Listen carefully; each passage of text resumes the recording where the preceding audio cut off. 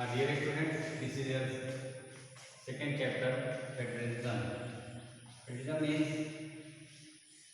the system of government and the power is divided into central government and its units. As in our India, the power is divided into central government and state government and then after local self-government. There the subjects are divided into central government and state government. The subjects have been decided by the constitution. On that particular subjects, the each government has its own power. It means central government has own power, which subjects are related to that government, and the state government has its own power to related state subjects.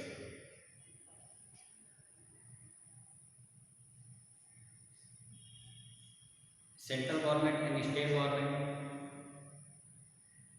are independent.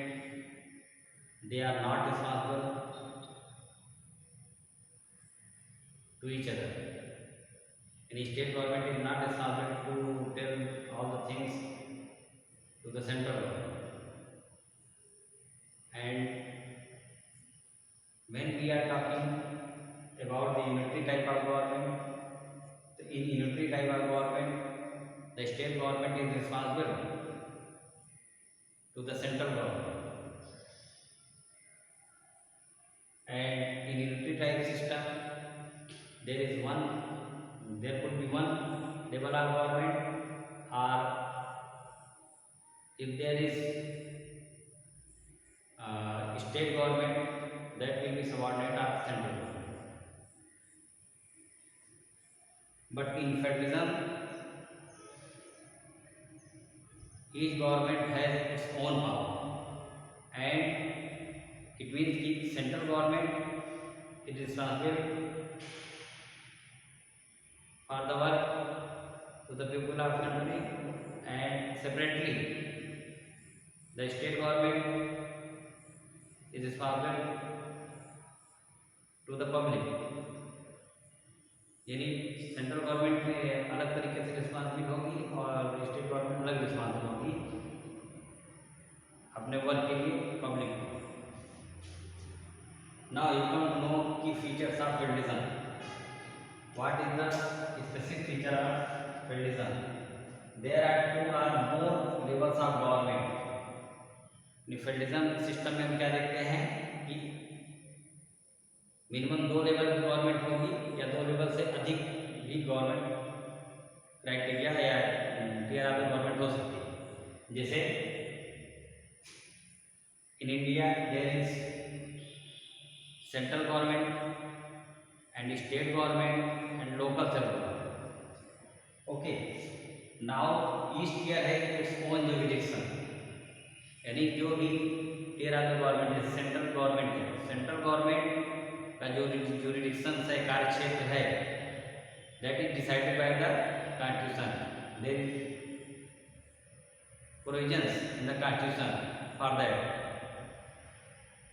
And the jurisdiction of the state is also written in the constitution.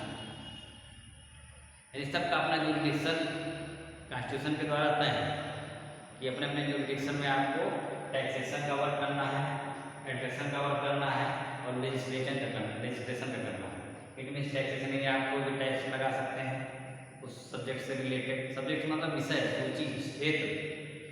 यानी जैसे अगर central government की हम बात करते हैं तो defence का क्षेत्र है, रेलवे है, बैंकिंग है, ये सब सेंट्रल से रिलेटेड सब्जेक्ट्स हैं. इनमें अगर टैक्सेशन का वर्क है या एडमिशन का कोई वर्क है या रजिस्ट्रेशन करना है, यानी कोई विधि निर्माण करना है, तो सेंट्रल गवर्नमेंट ही कर सकती है.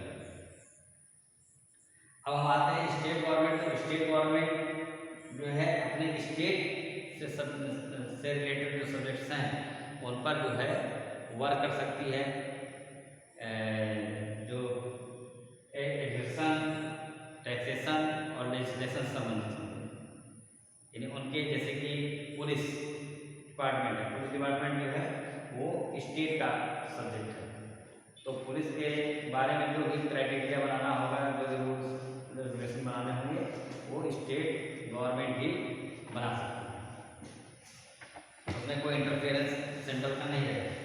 फिर इसके बाद आता है fundamental provisions can be change by one level of government, can not be change by one level of government, यानी जो फंडामेंटल प्रोविजन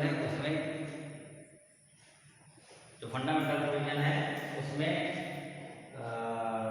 कोई भी चेंजिंग केवल एक लेवल की गवर्नमेंट से नहीं हो जाएगी, उसमें चेंजिंग फंडामेंटल मूलभूत जो लिखा हुआ है कॉन्स्टिट्यूशन में उसके प्रोविजन में अगर चेंजिंग करनी है तो सेंट्रल और स्टेट दोनों गवर्नमेंट जब एग्रीड होगी तब उसमें कोई फंडामेंटल में चेंजिंग की जा सकती है।